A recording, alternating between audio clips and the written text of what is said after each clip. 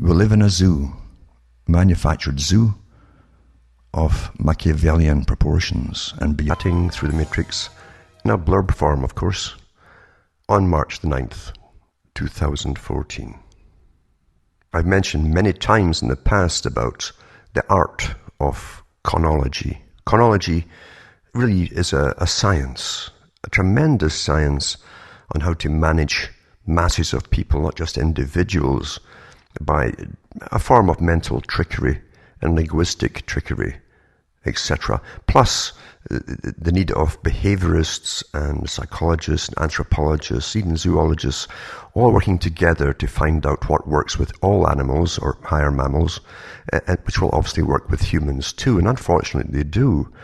So it's well studied, of course, and all governments have been using experts in these fields, big batteries of experts all along to manage all of us.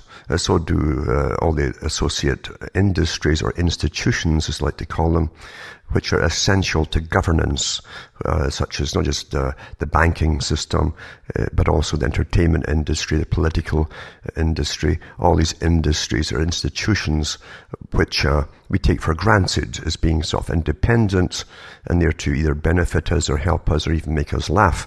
But they all work together, very much so, and that's why you'll find all of these institutions get common money from the common people through taxations via the Pentagon or whatever it happens to be to make movies and so on.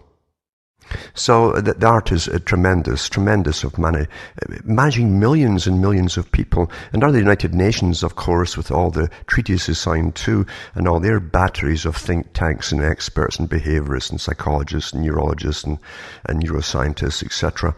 We're all being managed perfectly well with being nudged or made to feel guilty about something we shouldn't be, offered the big purposes which those who feel guilty don't even understand at times. We're being prompted and guided all along. And I'd love to spend hours and hours talking about just that aspect of it. But along with this comes the agenda. There's only one agenda. There's only ever been one agenda for hundreds of years, actually.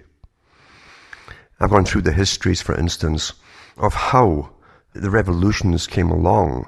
Especially the French Revolution is well noted because of the similarity of the later communist or Soviet revolution, the Bolshevik revolution, where basically an entire class of people were slaughtered. In fact, I think it was Trotsky boasted about that. We've eliminated a whole class of people, and of course they replaced it with their own. That's what he was referring to.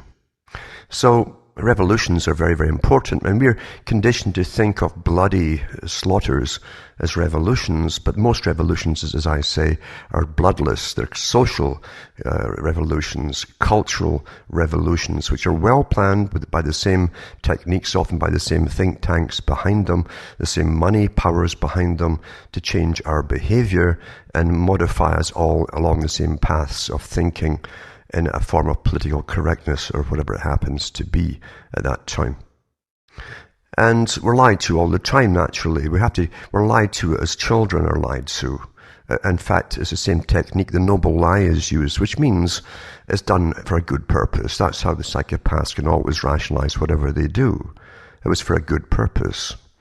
The victim is always blamed, you see, for the indoctrination they're getting.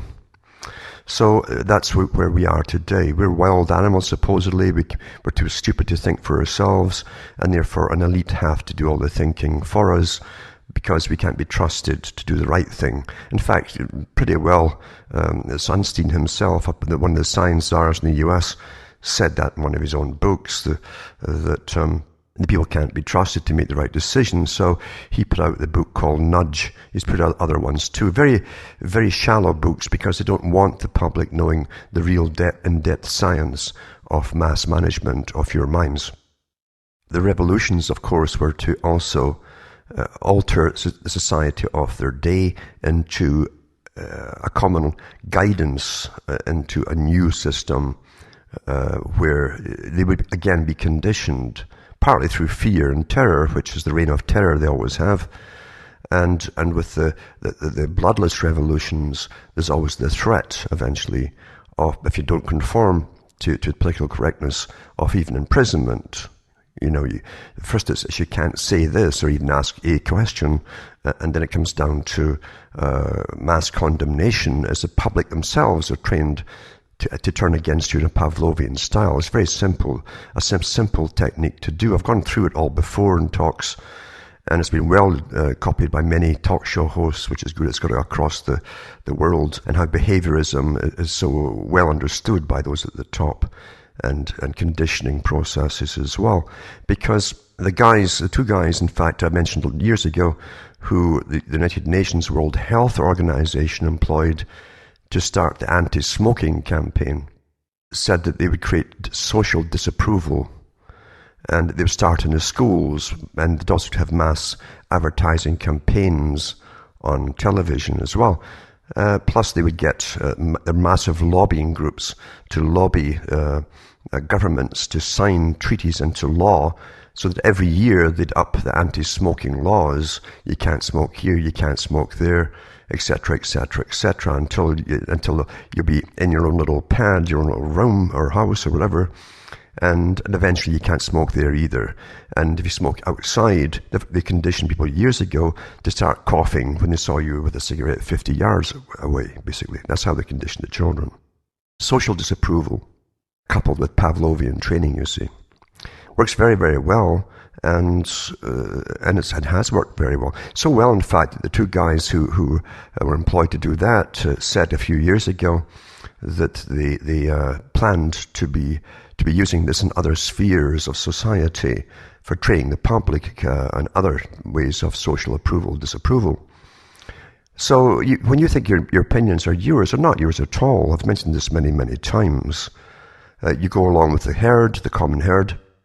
It's taboo, actually, to think really as an individual, and you're not allowed to have your own opinions, really, unless you just keep them to yourself and your own thoughts. Outside your thoughts, then the crowd will, just like that movie, that strange movie they put up years ago about the people who turned into pods. These aliens copied them, and you saw them all turning and pointing to the ones who were still original people, and making strange sounds, but all pointing to you. Well, that's how they condition the public. If you don't go along with something that's politically correct, and you don't parrot the PC terminology and phrases that they give you to parrot. Most folk want to belong to their peer group. They don't want to risk dissension. They don't want finger pointing. They want to be included in the group, not excluded in the group. So just like the body snatchers, I think it was called, that's how they conditioned the general public. It's really taught initially in school through groupthink, where everyone must eventually agree on the same outcome of any particular topic given to them, guided by the teacher naturally, or you get socially excluded. And in many talks in the past, I've mentioned about how you're trained to join groups, especially through university and college. You'll find a lot of people go into what they think are radical groups, especially if they want to be avant-garde. They join the radical group, you see, the cutting edge for change. It's drummed into them by the selected professors in the social sciences who are put there for that very purpose, in fact. And they turn them out, and so they come out with these causes, you see. Across the world, they're all standardized, you see. And it never dawns on those who are being used, why would the system be approving turning out what you would claim as a radical? You see, if you're so radical and the system's approved you, you can't be radical at all, in a sense. Otherwise, you'd be fighting the system. The very people who put you out there and give you good marks in all your different areas that you were studying, including revolutions and changing society and culture and everything else. These are approved objectives by those at the top. They're all approved, you see. So you're being used by someone for a purpose you don't understand. You don't understand. Not only that, you're not going to be very happy because you're going to go through life with a chip on your shoulder. You're being given the chip and you like it now. You will get certain friends of the same ilk, all radically pushing towards what they think is some kind of fairness or justice or whatever, without asking, why is this being pushed by the system at the top? Who benefits from this, ultimately? And you find that they all tie in with the same old revolutionary causes that have been going on for hundreds of years. Do you really think that an establishment that's all-powerful, which it is, by the way, only because we accept it as it is, and we're conned so well, and trained to accept it, do you really think they would risk anything that wasn't in their particular interest? Do you? I've gone through H.G. Wells' stuff, many other propagandists for this particular institution that seems to be behind most of it, at least the coordination of it. And you find that he said that the destruction of the family unit was of prime importance. Prime importance. So that it was the last vestige of a tribe. And a tribe will stand up for each other if they're attacked by any authority. It'd be much easier, said Wells, when the government can speak right down to you directly as an individual, and there's no one, there's no family to stand up for you, no tribe, no cousins or anything else. All those links are broken, and you're on your own. It's far, far easier, isn't it? And today, of course, we're all sitting, most people watch TV, many on their own, or they're completely absorbed in their electronic gadgets that are given, which monitor them and profile them constantly with any change in their personalities or interests. And they know everything about you. And even the radicals are stamped as being safe because they know exactly what they are and they're doing the approved things. Most folk never figure this out. And even when you're looking to protest something, even against radicals, there are ready-made groups for you to join, which never gets anywhere, never seem to get anywhere either. You go around in circles. If you start them yourself from the grassroots, they'll be infiltrated so quickly with people who come in, very nice and sociable. They're psychopaths, actually, trained by government. They have thousands of them, because there's nothing new, even long before the internet, they were doing this kind of thing. And they'll cause disruption eventually, and before you know it, you'll be either falling apart, breaking up, or else they'll have you turned 180 degrees until you're championing Save Mother Earth or something. This actually happened. I know this to a couple of big groups. So everything is taken care of naturally. Power doesn't let itself be attacked. Power doesn't even let itself get attacked in the future. They act now, and they nip things in the bud before anything could get off the ground that could be of any nuisance to them in any possible way. There are ready-made groups for you to join. Ready-made, tailor-made. And you walk in and there's a suit there to suit you. It'll fit you. You can slip right into it. Your doctrine's all set out for you. Your catchphrases, your slogans, all these things are made for you, and you'll know the ropes. If you're a good psychopath, you can do well in these organizations because you'll learn all the slogans. You'll have no problem about having to adopt a whole bunch of things you don't agree with to get the one thing you agree with through. Because that's how they work in, say, the far left wing. It's actually impossible for a normal person to be for every single thing in a doctrine. But when you hear it all spouted, then you know for a fact this is scientifically designed, run by a much higher authority than you think. And those who go along with it, believe you me, will be ruthless, utterly ruthless. If there's any point or any networking, for instance, with any weird group that there's out there, or another weird group that you don't agree with, you'll be out. They're ruthless. And sometimes, like we saw in the Soviet system, if they come to power, they're bloodthirsty. I mean, ruthlessly bloodthirsty. Don't forget that ever. So when you see a religious type belief to a political cause, like the far, far left, then you're dealing with the same thing over and over again, but it's authorized from the top, what you think is probably the capitalist system, because we know the capitalist system, the ones who rule all of that, and they have rulers, by the way, gave you the communist system, the dialectic, to get a better society they can control, under the fake guise of one for all and all for one idea. This socialism, we like to call it today. It's the same system. Same system. It's the re-emergence of the Soviet system. It's actually the more improved, advanced Soviet merged with the West completely. Massive management by government agencies and authorities, right down to the individual, right down to the birth of the child, actually, with this advocate given to them by the state in some countries like Scotland and England and Wales and other European countries. To make sure when that child's growing up, they can constantly give them psychological tests, lots of chats with them, and adjust them if they have any self-thoughts, as I always say, own thoughts. If they don't just spout slogans and are happy with everything around them, then they'll be adjusted and medicated too, no doubt, as well. This is an old idea. It's happening today as we live through it. And I've always said, when you have the old agenda, you don't have to toss it out the window, because they had the whole future planned in the old agenda. And it's a long-term agenda. Most men, remember, men are short-term planners and thinkers. Women are much longer-term planners. Longer, way further than the guys. The guys like to plan things and build it right away. Women can work on something for a long time in the future. And so the feminine technique was copied and used by those at the top. They've studied us for eons, for goodness sake. And that's awfully good. Intergenerational changes, Fabian technique is the best.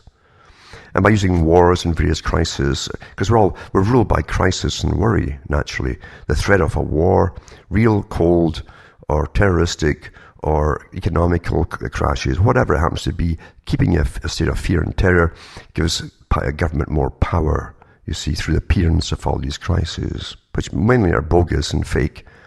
And remember, too, that the bulk of the population governing all of us, and there's an awful lot of them today, and lots of bureaucrats, millions of bureaucrats, and their families too, all getting awfully well looked after by the state. It all comes from you at the bottom. They don't want to toss it out the window. If they get rid of all of you, where's their paychecks going to come from? They're living higher off the hog than you are. They have way more benefits than you'll ever have. They call them privileges because they're working for government. But all wealth comes from labor. All wealth comes from the bottom. So you are basically their food supply and their lifestyle supply. And they've trained you to live lower than they do, even though they call themselves servants, public servants. So Conology, remember, uses a lot of trickery through words and word associations, etc., etc. But getting back to the groups, you think of all the different groups out there, and sometimes I get asked to speak at different groups with their own particular cause. That's all they see is their own particular cause, generally straight out of university, and they've been given their cause by the professors, and so they've stuck, okay, this is going to be my cause for life, and so on and so on. They think they're radical, as I say, but they're approved. And what you'll find with most of these groups is, again, to destroy the old system, which they see as the old system of traditionalism, of any kind at all, any kind whatsoever traditional. They're all for government intervention into to people's mindsets, children's mindsets, through different techniques. They're very angry with any opposition whatsoever. Furiously angry. Furiously, as I say, it's always on the edge of the mass slaughter techniques that the Bolsheviks used.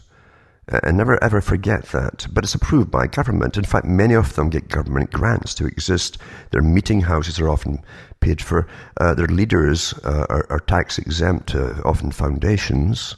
That's where they come from. And government's quite happy with them. So they're working for government, whether they know it or not, in a big agenda, a world agenda, which they think they understand, but they don't in actual fact. Now, radical people like that, what they really want, is not freedom for people at all. It's just the opposite. Now, logic must be used in philosophy, for instance. and reason. Logic and reason. Something which is logic and reason, using these techniques, must be consistent. It must be. So if they're really pushing for freedom, they'd have to accept that other people see freedom in a different light than they do. But they don't. The radicals don't see that. They hate anybody with any differing opinions. Under the guise of liberalism, for instance, they're the most intolerant people of all. Completely. They won't stand for any alternate opinion. So how can they spout on about freedom? They want to destroy their enemies and eliminate enemies. Some people belong to radical, what they call radical, and I think it's such a joke. I say it's authorised from university. How can it be radical? You think government wouldn't step in if there's any kind of threat whatsoever to a system that they run? Do you really think so? Of course it wouldn't.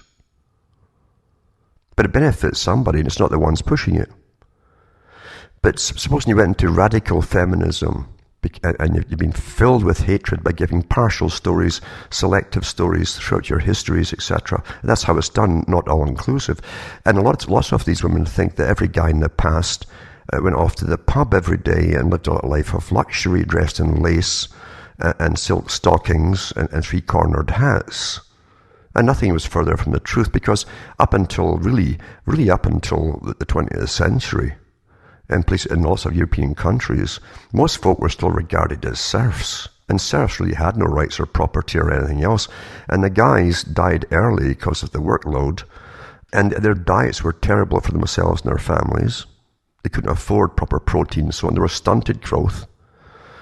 And they did not have a life of luxury at all. It's complete fiction. You ever wondered there's no movies made about peasants anywhere? Histories are always about the famous and those dressed in lace and all the rest of it. This is what history is about. You don't count. The proles don't count. They never have counted.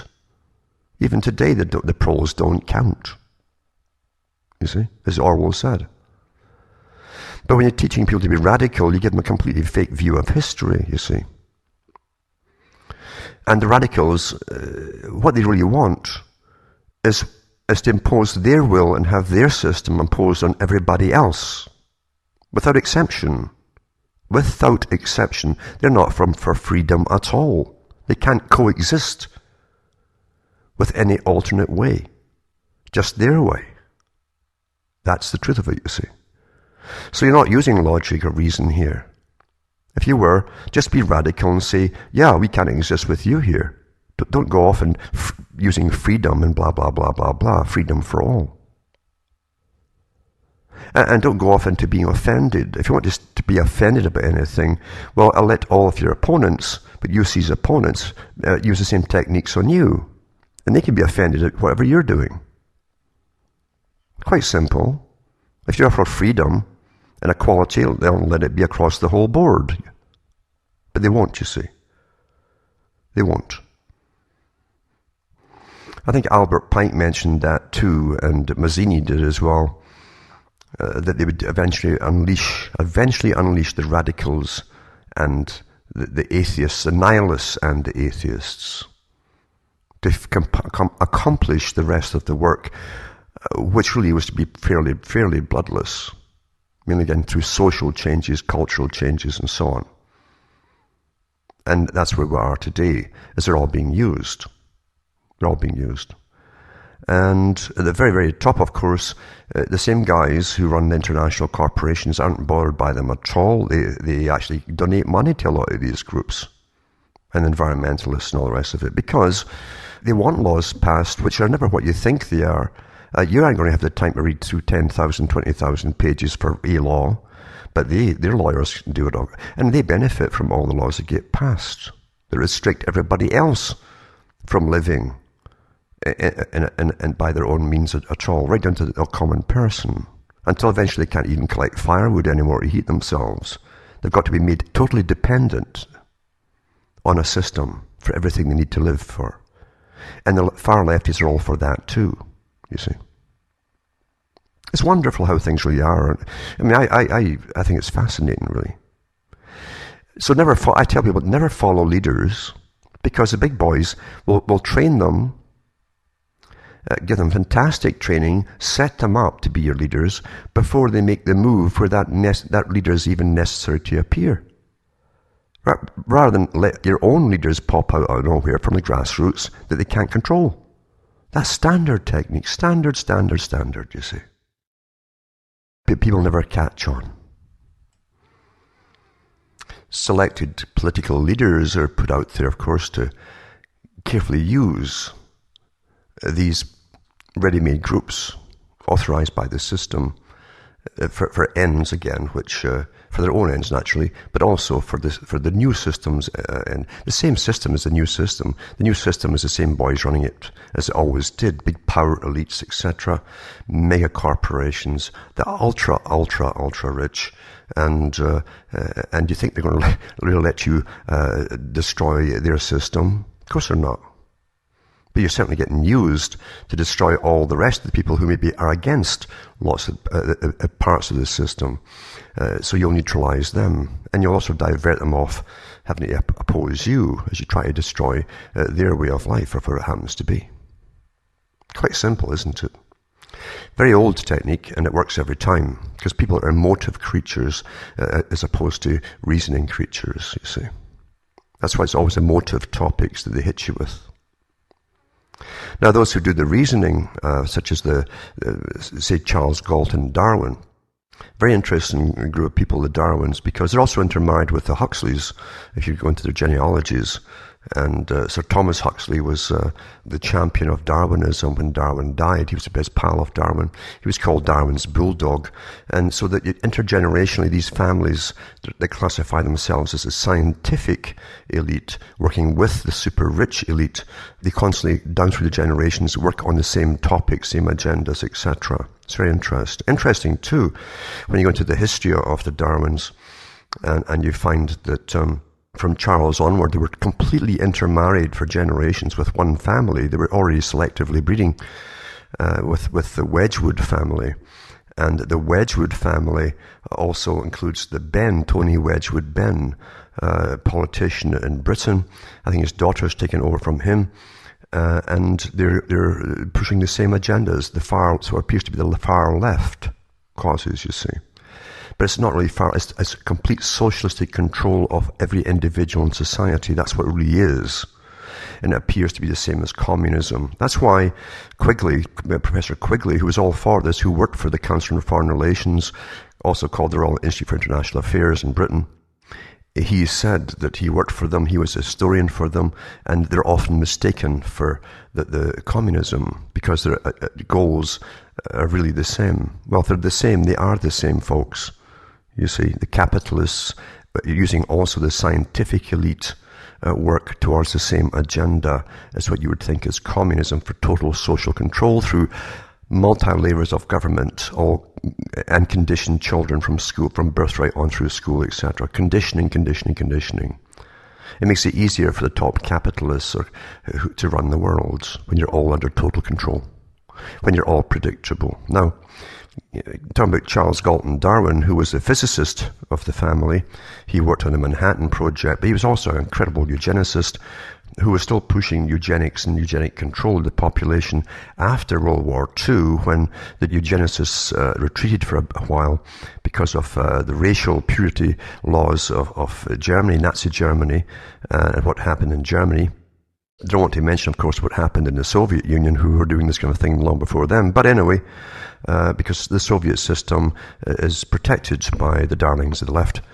But this is what he said in his own book, Charles Galton Darwin, who he actually made a lot of money making weapons of mass destruction because they love humanity so much. But he said here that the restraint of the breeding of the feeble-minded is important, and it must never be neglected. Now, remember, these guys will put something on the books. They love to put things on the books by law, and then they stretch it to be all-inclusive of certain other areas.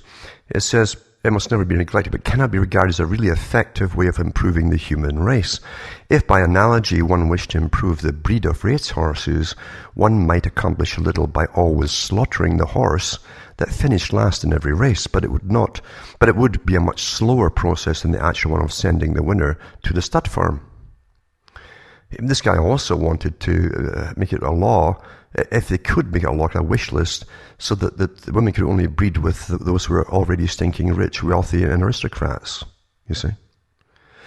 It says, conscious of this criticism, eugenicists have often attempted to define what are the good characteristics which should be positively encouraged, instead of only the negative ones that must be discouraged. But the results are disappointing. Lists of meritorious qualities such as good health, good physique, high intelligence, good family history are compiled, and those possessing them are told that they should breed, but the statements lead nowhere in practice, for no one can be expected to assess his own merits and demerits in a balanced way. Now, doesn't that really take you back to, say, the GIRFEC program in Scotland, and they have one for England under a different name and one for Wales, where the government has already, last year, given a state-appointed guardian or whatever to every child born in the country that must assess them consistently from the age of about 2 months onwards. You see? It's already here, all that stuff. So here you have it. So in other words, you can't really assess yourself. You wouldn't be honest enough, or you'd have a different view of yourself than others, especially the elite. And so it's going to be done for you, you see, by experts, naturally.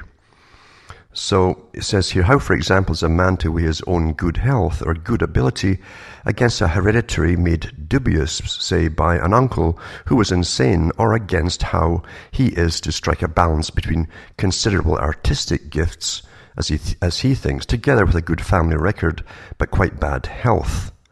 It's clearly beyond anyone to decide these things for himself, and even then the matter is only half settled, since similar judgments are needed for both partners to the marriage. However helpful the literature may be which can be consulted, it's evident that subjective judgments on such matters are too difficult.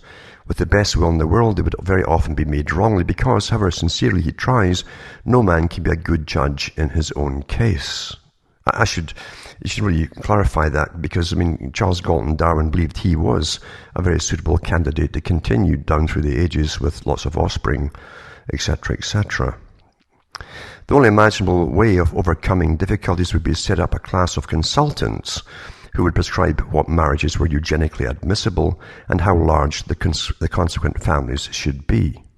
But this does not solve the difficulty, it only pushes it back to a stage, for it leaves unanswered the question, who are to be the consultants, and what principles are to guide them in settling the values of the different qualities of mankind. It comes back to just the difficulty I described in my fable, that a tame animal must have a master, and that therefore, though it might be conceivably possible to tame the majority of mankind, this could only be done by leaving untamed a minority of the population. Moreover, this minority would have to be the group possessing the most superior qualities of all. And in other words, he's kind of talking about the master race, which he believed he belonged to, you see. I've mentioned all this years ago. If you go into the archives at cuttingthroughthematrix.com, I put all these books out years ago too, and lots of people have copied them, lots of hosts have used them. And that's good, because it gets the word out of what's really happening. But it says here, these examples suggest an impossibility of taming mankind as a whole, but before accepting the principle fully, it is proper to examine a case where the exact contrary has happened. This is in the insect civilizations of the ants or termites. In applying the same term, civilization, to both ants and men, it is hardly necessary to say that I am drawing an analogy between things that are really of a very different quality. All species of ants, he says, live in cities, and some species have developed agriculture, others animal husbandry, but all these practices are purely instinctive and individual to each species. On the other hand, human civilization is an acquired character based on education.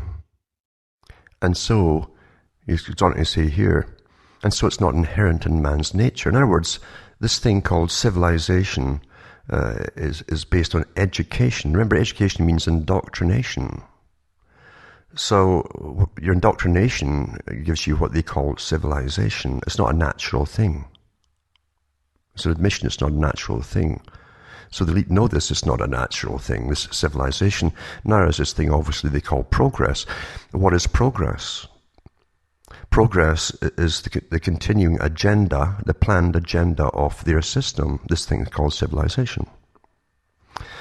So it goes on to say here that nevertheless, it may be worthwhile to follow out the analogy a little further. Admitting the different sense of the words, it may be said that all species of ants have made the third revolution. Interesting, eh? The invention of cities, that some have made the second, agriculture, none the first and fourth, fifth, fire and science, but they have all added another revolution of their own, the complete control of the problem of sex. It's always been so important to these guys to control all of that, you see. The ants' nests have no rulers at all, for the queen is hardly more than an egg-laying mechanism, and they seem to get on perfectly well without civil servants or lawyers or captains of industry. Why cannot man set up a community like an ant's nest? This would be the ideal of the anarchist, and hitherto has held no promise at all of success, but with the help of recent and probable future biological discoveries, some sort of imitation by man of the ant's nest cannot be quite excluded from consideration. Thus the control of the numbers of the two sexes may become possible, and with the knowledge of the various sexual hormones, it might also become possible to free the majority of mankind from the urgency of sexual impulse, so that they could live contented celibate lives instead of the unsatisfied celibate lives that are the compulsory lot of such a large fraction of the percent of population of the world. That was back in the 1950s, of course. They used the sexual revolution to alter that one. If these discoveries should be made, and this is really by no means impossible, man would be able to carry out the sex revolution, which is the typical characteristic of the insect civilizations. The detail would of course have to be quite different, for instead of one queen, it would have to be large numbers of fertile women to renew the population, whereas there might be one king, literally the father of his country. Also, it is probable that on account of their greater physical strength, it would be the men who would be the workers. Such an organization is certainly apparently unattractive to most of us, perhaps excepting some of the autocrats of the present world, but it's not that this excludes the possibility of it. There's no danger whatever of its happening because of the inherent difference between vertebrate and insect, for the vertebrate is so very much more flexible than the insect in its behavior. Most insects simply die if placed on an unfamiliar food plant, whereas the vertebrate will always try experiments if its normal diet fails. An insect can be used to prey on and destroy another one that has become a pest, and when it's done so, the predator will die of starvation. In the same role, a vertebrate predator would not die, but would start to destroy some other, perhaps beneficent species. Now, all of the vertebrates, man is preeminent in his willingness to try experiments, so that it is inconceivable that he should settle down into the inflexible, unquestioning course of life that is typical of an insect. It would call for a quite radical change in his whole nature. It would not be a mere change into a new species of Homo that would need, nor even a change into a new genus or family or order of the mammals. It would have to be a fundamental change into a new phylum of the animal kingdom, and that would not take a mere million years, but many hundreds of millions of years, unless it says there's no prospect of man's nature imitating an insect, but it's much more nearly imaginable that his development should go, like that of the dog, into a set of breeds, each specialized for a particular purpose. Now, in the book 2, the next million years, he goes into we, the elite themselves, could use hormones to alter the behavior of men and women. Well, we have all the bisphenol A's and the xenoestrogens, all these artificial mimickers, basically, of estrogens getting pumped into our bodies all the time in our foods, and from all the plastics that have been known since the 1890s contain this stuff, and also to have gone through the lectures where it hits the male fetus in the womb, the age of about 8 to 12 weeks. Very important. If the mother's on a high dose of this stuff, then he's not going to have his proper accoutrements in the proper order, or at least in the proper dimensions, you might say, that it should develop into. They know all of this stuff too, so these techniques are being used. He also mentioned using it, putting a water supply, or putting it into inoculations and various other techniques for altering the behaviour of men and women. He also knew too, of course, that too much of this would affect the women and make them more aggressive, actually. So very interesting. Now, a little secret about these books that go out there by these people. Whenever they say something, like it's going to be like the future, all this will happen, they're already doing it. They've always been this way. It's the same now with geoengineering. They've been doing it since 1998, solidly, across the world, and on a regular basis, but they keep having these meetings pretending they're discussing what will the effects be if they ever should do it. This is the standard technique of keeping you in a different reality of what's happening. He says that at every turn, the argument leads back to the question of the master breed. Nothing can be done in the way of changing man from a wild into a tame animal without first creating such a breed. But most people are entirely inconsistent in their ideas of what they want created. On the one hand, they feel that all the world's problems would be solved if there were a wise and good man who would tell everybody what to do. But on the other hand, they bitterly resent being themselves told what to do. As to which of these motives would prevail, it seems at least probable be the resentment, so that if the breed should arise in any manner, it would be extirpated before it could ever become well established. It is, however, imaginable that there might be a part of the world in which the breed was accepted, and that this part should gain a superiority over the rest of the world, because it could develop various suitable breeds of specialists under the control and direction of the master breed, and by the exercise of the skills of these specialists it might overcome the other nations. So it is appropriate to look a little further into the matter, he says. Later on, lower down that page, it says, and that's page 131, 1952 edition, it says, these would be of great value, but they would not be the master breed, and the question arises of a more precise prescription for what the qualities of the master breed are to be. It's usually best to build on what one already has, rather than to start from nothing. So, the natural procedure would be to begin with existing rulers, since these have already established themselves as acceptable to at least a good many of their fellow creatures. Well, one would collect together, say, 100 of the most important present rulers. Among them, of course, should be included a good many who exert secret influence without holding any overt office. That's your Bill Gates, your Rockefellers, etc., he's talking about. And tell them to get on with the business of settling what the master breed should be. It is impossible to believe that any such body, he says, of men would ever reach agreement on any subject whatever, so this plan fails. But that's actually been very successful today. In the search for the qualities of the master breed, the next idea might be to appeal to the wisdom of our forefathers. Plato, in his Republic, devotes much attention to this very subject. Why not then find a Plato, give him his group of recruits, and let him educate them for 30 years according to his prescription, though perhaps fortifying it by the findings of modern educational theory. The result should be the master breed, but this will not do either, for Plato was not educating the master breed, he was educating the civil servant breed.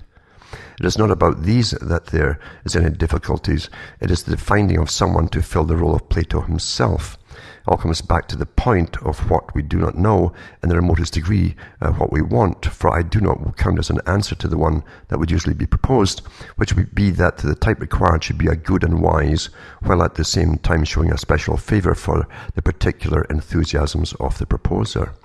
The reason for the possibility of being a prescription for the master breed is that it is not a breed at all. To call it so is to change the sense of the word. Breeds are specialized for particular purposes. Actually, the bureaucrat is a breed. He's specialized for particular purposes. But the essence of masters is that they must not be specialized. He's talking about the wild man. They have to be able to deal with totally unforeseen conditions, and this is a quality of wild, not of tame life. No prescription for the master breed is possible. You can't put any impositions or restrictions on them. In these considerations, I have been assuming the license of supposing that one might be able to really to change human nature in a heritable manner. This is far beyond all probability. Returning now to more practical considerations, there seems no likelihood whatever of a master breed arising. Well, since then, it apparently has. As if all animals, man is the most ready to try experiments, and there are always candidates, far too many candidates, who regard themselves as fit members for the master breed. This quality is a characteristic of a wild animal, and it will always prevent man from domesticating himself. He will always prevent the creation of the master breed, through which alone the rest of man could be domesticated. The evolution of the human race will not be accomplished in the 10,000 years of tame animals, but in the million years of wild animals, because man is and will always continue to be a wild animal. Now, the big organizations that some of his cousins attended, world conferences and so on, working on this very problem, came up with the idea of literally going ahead, and not through just simply persuasion, to change societies across the planet, but by literally using chemicals, hormones, inoculations, and so on, to dumb down lots of the public already deemed to be inferior, which are the common proles, and to alter their sexual behavior in many ways, not just through social changes which are promoted and encouraged and advertised and really pushed, but also through altering the makeup of your endocrine system, basically, and your hormonal levels. You know, you become fairly sterile, and too much estrogen in the male has obvious consequences as well, which are self-evident today. So it's been done, and it's already been done. And it's interesting, the doublespeak throughout the books these guys put out, because you'll find in other chapters little hints that these things were already being worked on and implemented in his day. Very interesting, as I say. But what can you... don't you understand this whole myth of democracy, this placebo we're given, this safety valve to blow off steam, is a joke? It's a joke, folks. I mean, why do you bother voting for your country when your country is already internationally run by international corporations too, involved for their own benefit and not for your benefit? Where organizations like the United Nations, set up by the Royal Institute of International Affairs, a private organization, CFR, which also set up the IMF and run that, which also set up the Bank for International Settlements and run that, all private organizations. Why bother voting under this pretense of democracy when private organizations have set up the whole system that you're voting for? Why? We're privately run. The world is privately run. Quite simple. But now you'll see why these pressure groups of radicalized students are churned out of universities with their own particular causes. They think it's theirs, but it's not, of course. They'll never figure out the end goal of all of this. And even if they could achieve their end goal, whatever chip that's on their shoulder won't be removed. It won't be removed. Because the chip really is there and under the guise of their cause. The chip's got something else wrong with the person generally, but they're really radical and angry and furious. But they're used, and they're created, and they're authorized, and they're churned out in every generation, and they'll never figure it out, of course. Every one of them wants special status. Not equal status, special status, you see. So how can you have equality when some people are getting special status? How can you have equality? So why go along with the pretense that you have it in the first place of democracy or any kind of freedom? If you had freedom, no topic can be taboo. None. Zilch. None. Even if it's topics you don't like or you're afraid of. It shouldn't be taboo. If people want to discuss it, let them discuss it. or ask the questions. And if you think that some topic sounds nutty or crazy, well, don't worry about it.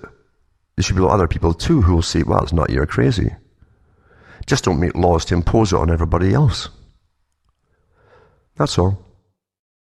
Now, most folk, as I say, unfortunately, will never figure out the system. They get caught up in, even after this talk and the many talks I've given over the years, with the next day's news, they'll listen to whatever they listen to, be scared stiff, and go back into emotive responses to things. That's how you're all controlled.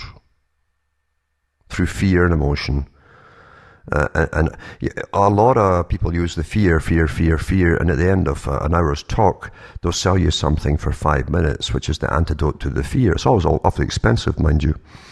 And so apparently money will allay fear. You can buy things that allay fear, etc., etc., etc. And I have no time for that kind of thing at all. It's disgusting. It's a disgusting technique to create that kind of thing. It's legal, but it's disgusting. It tells you all you need to know about the person using it. It really does. It really does. It'd be like a salesman coming into your house to try to sell a vacuum cleaner. And you've had vacuum cleaners over the years, different kinds of vacuum cleaners. And he gives you his sales pitch, and he sums up, this person may buy one and may not. They know right away, they know within 30 seconds if you're going to buy. And they have all these techniques which are used from psychology. The politicians also using you. Etc. And you follow into it. Anyway, if he's not getting what he wants from you, which is a sale, he can then use the next dirty trick, which is, oh, you know, I've got a little video here. I can pop it in your computer and let you see it. And it'll show you all the hidden mites and things that can seriously damage your health. And then he pops this thing in there, and by God, there's a child with asthma dying on a bed there. and you say, oh my God, this is awful. Yeah, and look at the house looks nice and clean, and it's generally with a picture, a house is so darn tidy. You know, it's been done by the whole professional crew, not your vacuum cleaner. But anyway, it doesn't matter. The whole point is to say, well, look at this incredibly tidy house, and look at these mites under the microscope. Everyone's got them apparently. And then goes into and there's some doctor, some guy with a white coat, they always wear the stethoscopes hanging around their neck. That's a badge of approval, you know. And I don't know why they try to run with a stethoscope in their neck. It's not easy. They always fall off. But the fact is, this is the rubbish they condition the public with. So here comes the standard doctor with his badge of approval hanging around his neck. And he says, oh yes, he says, this going to, and he's going to give you a bit of anatomy, physiology, and some of the biology. And it tells you of how it destroys the cells in the lungs and so on, the celiacs. Oh my God, nothing won't work properly. And you see this blow-ups, damaged lung tissue, you know. Generally from someone that's been through World War I with being gassed with mustard gas, but they don't tell you that. But anyway, it has its effects. And by the time he's finished, you're ready to buy his vacuum cleaner. Simple techniques. And therefore, when you're listening to something like that, fear-driven, here's the antidote. What does that tell you about the person pushing it? Is that a person with integrity? Is it?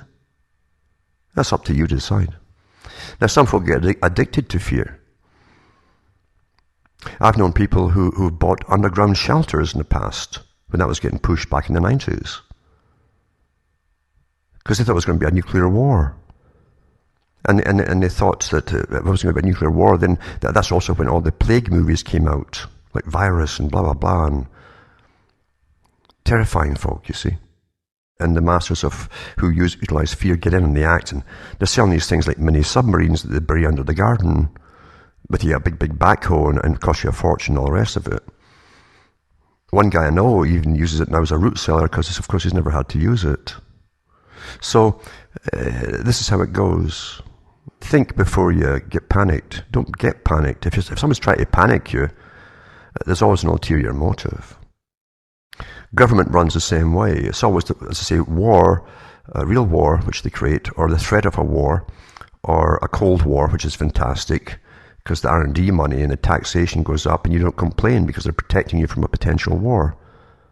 We're just used, folks, I'm sorry to say. Or financial crisis. Oh, there's going to be a financial crisis, blah, blah, blah. Or the country's in debt. What do you mean the country's in debt? Why is the country borrowing money in the first place? Look at all the taxes they bring in. And this democracy is wonderful. Do you see in any charter of any country that can't borrow money?